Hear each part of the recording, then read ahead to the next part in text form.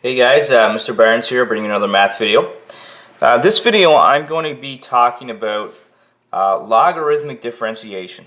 So logarithmic differentiation is usually taught at the end of like calculus, differential calculus, and it's one of those techniques that's really useful for integrating things that are very complicated. So for example, if you have something like, and we're going to do this example, y is equal to sine x all to the x. There are two situations where I use logarithmic differentiation pretty much all the time, which is when we have a function to another function. So for example, the example that we have right here. So we have a function sine x to another function x. So a trigonometric function to a linear function.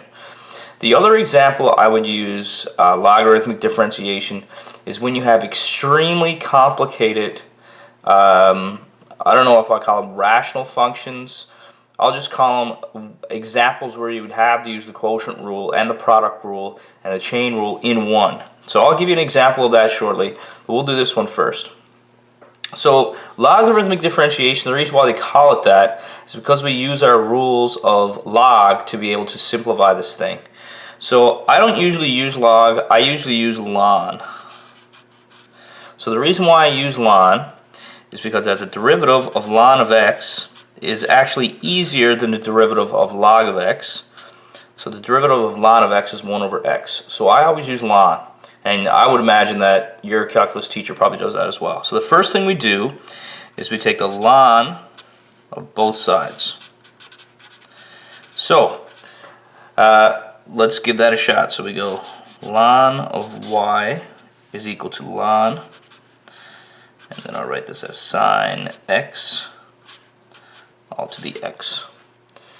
So I go ahead and I take the ln of both sides, and I'm going to use one of my log rules, which is anytime I have an exponent inside a log function, I can take it out and multiply the actual log function. So you might have, an example of that might be, so if you have log of x squared, that's really the same as 2 log of x.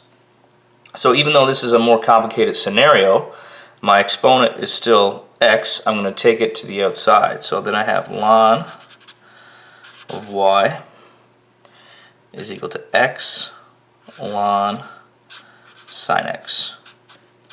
So generally what I get when I do logarithmic differentiation with an example like this is I have product rule on the right side and I have implicit differentiation on the left side.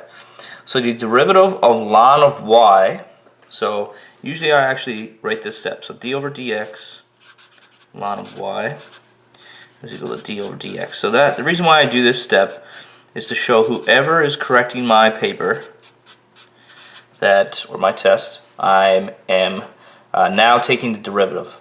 So I take the derivative of ln of y. So the derivative of ln of y, well, the derivative of ln of x is 1 over x. So it's 1 over y. The only thing we need to make sure we remember is because this is implicit differentiation, it's almost like the chain rule. So we have to take the derivative of what's inside. Well, the derivative of y is actually just y prime. And then for this guy, we have to use the product rule. So if you don't remember, the product rule is f prime times g plus g prime times f. So I like to do the mental product rule. So I'm going to take the derivative of x. So that's my f prime. The derivative of x is 1. And then times by my other function g. So ln of sine x. And the reason why I call it mental is because I don't really write down what my f and my g are. My students really like this better. Takes a while to get used to, but once you do, it's beautiful. Then I have my derivative of my g prime, so that's my g right here, the entire thing. And this is not ln times sine of x, this is ln of sine of x. So ln needs something inside of it. So recognize that this is chain rule. So the derivative of ln x is 1 over x. You can see it right there. The derivative of ln of u is 1 over u times u prime. So it's 1 over sine.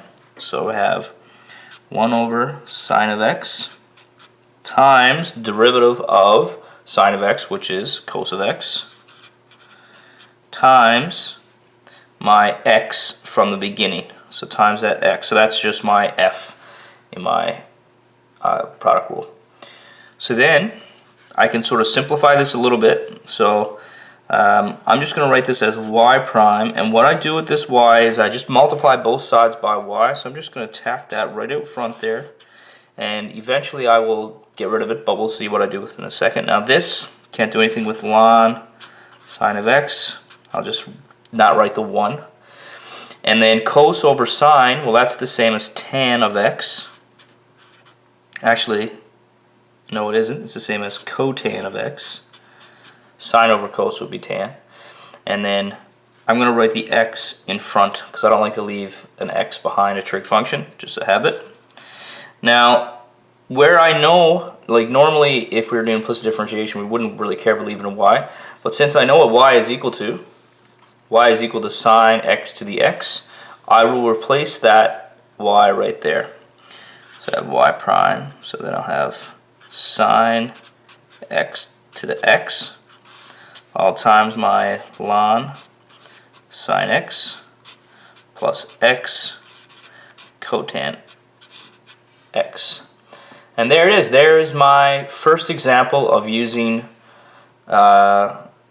logarithmic differentiation. So it's really important to recognize when you would use this. All right, let me